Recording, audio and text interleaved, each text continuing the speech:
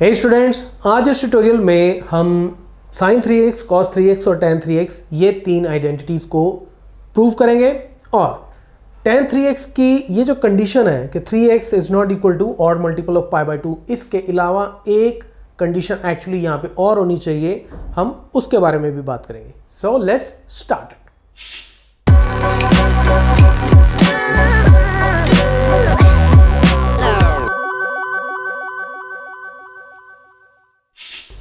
तो सबसे पहले हम सबसे पहली identity sin 3x is equal to 3 sin x minus 4 sin cube x हम इसको प्रूव करते हैं और लेफ्ट हैंड साइड है sin 3x।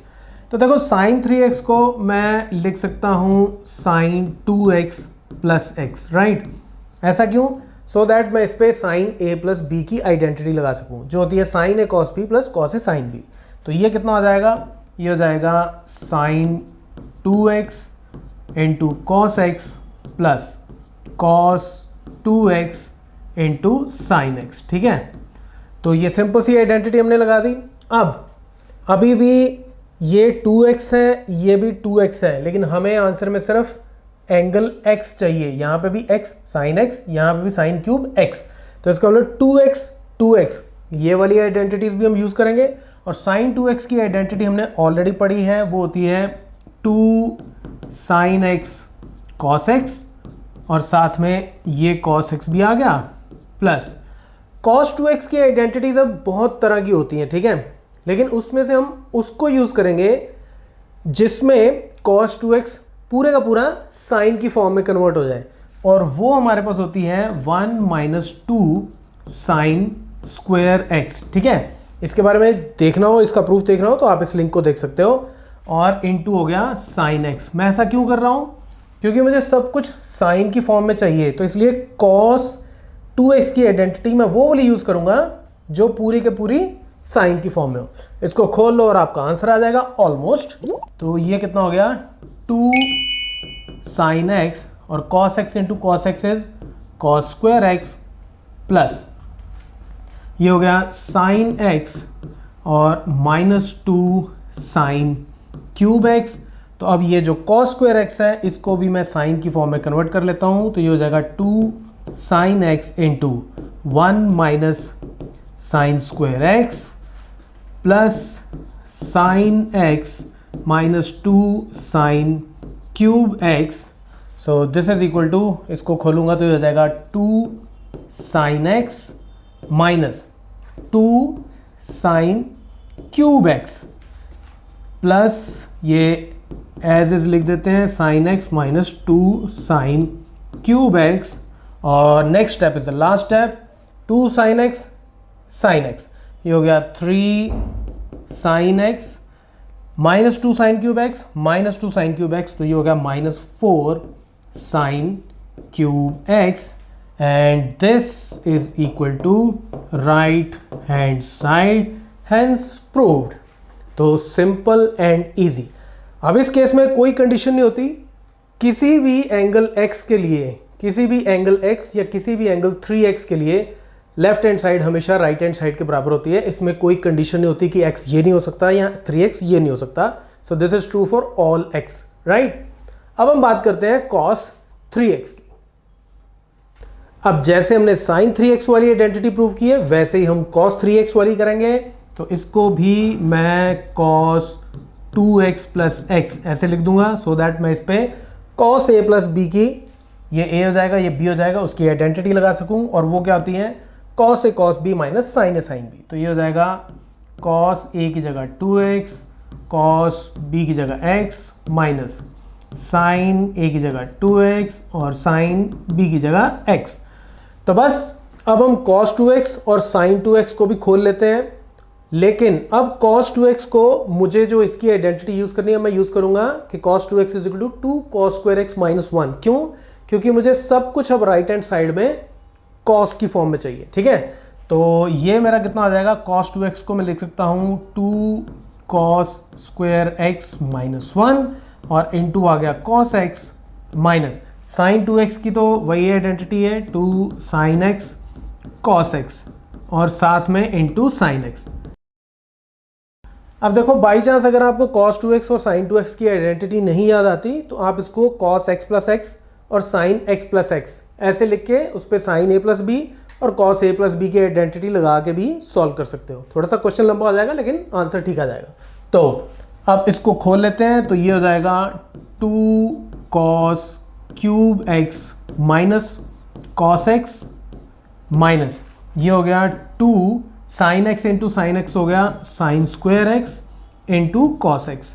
तो बस अब साइन को भी हम कॉस की फॉर्म में कन्वर्ट कर देते हैं, तो ये हो गया 2 cos cube x minus cos x minus 2 into 1 minus cos square x into cos x.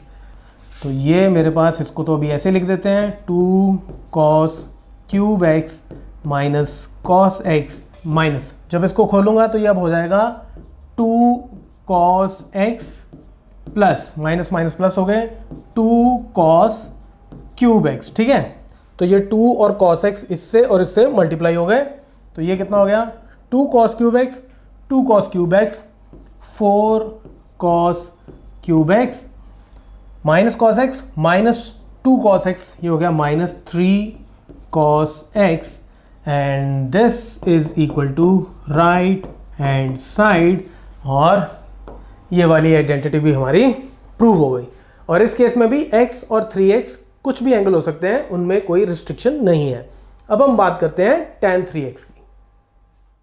अब tan वाली आइडेंटिटी में भी सेम वैसा ही लॉजिक है, इसको भी हम tan 2x प्लस एक्स सबसे पहले ये लिखेंगे ताकि हम इस पे tan a प्लस बी की आइडेंटिटी लगा सकें। और tan a प्लस बी की जब आइडेंटिटी लगाऊंगा तो वो होती है tan a plus tan b over 1 minus tan a tan b। तो a की जगह 2x और b की जगह x, तो ये हो जाएगा tan 2x plus tan x divided by 1 minus tan 2x into tan x। अब राइट हैंड साइड सब कुछ tan x की फॉर्म में है, तो इसका मतलब मुझे 2x को भी हटाना है। तो अब tan 2x वाली आइडेंटिटी लगा लेते हैं जो होती है 2 tan x over 1 minus tan square x। तो यहाँ और यहाँ, तो ये कितना हो जाएगा, ये ऊपर हो जाएगा 2 tan x over 1 minus tan square x plus tan x divided bye, इस सारे को हमने डिवाइड करना किससे, 1 माइनस tan 2x, वो फिर से इसके बराबर 2 tan x over 1 minus tan square x। अब इसके साथ tan x मल्टीप्लाई भी हो रहा है। जब ज़्यादातर ऐसा हो ना तो बेहतर होता है कि आप एक ब्रैकेट डाल लो ताकि कोई कन्फ्यूजन ना हो। अब ऊपर 1 माइनस tan स्क्वायर x हमारा एलसीएम आ जाएगा, 1 minus tan square x LCM आ गया, तो ऊपर ये आ जाएगा 2 tan x plus tan x के साथ मल्टीप्लाई हो जाएगा 1 माइनस tan स्क्वायर x और डिवाइडेड बाय, यहाँ पे भी 1 माइनस tan स्क्वायर x जो है वो एलसीएम हो जाएगा क्योंकि ये हो चुका है 2 tan x into tan x। तो मैं थोड़ा क्विकली कर देता हूँ, 1 माइनस tan स्क्वायर x अगर एलसीएम आ गया तो ये यहाँ हो जाएगा 1 माइनस tan स्क्वायर x और minus 2 tan x into tan x, ये हो जाएगा 2 tan स्क्वायर x। ठीक है, तो ये इसके बराबर हो गया। अब हम यहाँ पे इसको खोल लेते हैं और सॉल्व कर लेते हैं। तो अब ये देखो, सबसे पहले this over 1 minus tan square x, this over 1 minus tan square x, तो एक्चुअली ये 1 माइनस tan स्क्वायर एक्स और 1 माइनस tan स्क्वायर एक्स आपस में कट जाएंगे, तो बचेगा क्या 2 tan x और इसको खोलूंगा तो plus tan x minus tan cube x divided by, यहाँ से मेरे पास क्या बच जाएगा 1 माइनस 3 tan स्क्वायर एक्स। ठीक है, so this is equal to 2 tan x plus tan x, ये हो गया 3 tan x minus tan cube x divided by 1 minus 3 tan square x, 1 minus 3 tan square x and this is equal to right hand side, और यही हमें यहाँ पे prove करना था कि ये होता है 3 tan x minus tan cube x और 1 माइनस 3 tan स्क्वायर x। तो ये हमने यहाँ पे प्रूव कर दिया इसको, ठीक है। अब हम इसकी कंडीशन की बात करते हैं कि ये जो एंगल 3x है ये ऑड मल्टीपल ऑफ π/2 नहीं होना चाहिए। ये जो मेरे पास एंगल है 3x ये इतना नहीं होना चाहिए। ऐसा क्यों, अब हम इसके ऊपर बात करते हैं। देखो आप इसको ऐसे समझो, ये जो एंगल है 3x वो कहता है कि ये जो एंगल है it should not be equal to n pi plus π/2 where n is any integer, ठीक है। तो n जो है वो एक इंटीजर है, इसकी वैल्यू 0, 1, 2, -1, -2 कुछ भी हो सकती है। सो इट मीन्स कि अगर मैं 2 LCM ले लूँ यहाँ पे तो ये कितना हो जाएगा 2n pi plus pi. So this should not be equal to, यहाँ से पाई मेरा कॉमन आ गया और यहाँ बच जाएगा 2n प्लस 1, तो π/2, तो ऑड मल्टीपल ऑफ π/2। अब 3x इसके बराबर क्यों नहीं होना चाहिए, क्योंकि tan of this angle is always undefined, क्योंकि tan जो है वो होता है, ये हो गया sin 3x over cos 3x, ठीक है। और cos ऑफ एनी एंगल, ये जो 3x एंगल है अगर ये ऑड मल्टीपल ऑफ π/2 होगा तो cos 0 हो जाएगा, ठीक है। ये हम ऑलरेडी सीख चुके हैं। तो एनीथिंग ओवर 0 वो क्या हो जाता है, अनडिफाइंड। तो इन सब एंगल्स के ऊपर लेफ्ट हैंड साइड जो है वो अनडिफाइंड हो जाएगी, तो इसलिए 3x जो है वो इसके बराबर नहीं होना चाहिए। अब same condition should apply on angle x as well.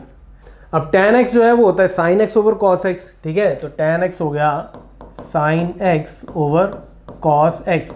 तो अगर cos x 0 हो गया तो ये चीज अनडिफाइंड, ये भी अनडिफाइंड, ये भी अनडिफाइंड। तो cos 0 कब होता है, जब x जो है वो ऑड मल्टीपल ऑफ π/2 हो। तो इसमें एक कंडीशन और आएगी कि x भी ऑड मल्टीपल ऑफ π/2 नहीं होना चाहिए, राइट। तो देखो आइडेंटिटीज को सॉल्व करना तो आसान सा ही होता है, लेकिन इस तरह के जो कॉन्सेप्ट्स हैं इनको समझना ज़्यादा जरूरी होता है, क्योंकि ये कॉम्पिटिशन्स में बहुत हेल्प करते हैं। So if you like this tutorial then it's time to share it with your friends and your classmates. Thanks for watching.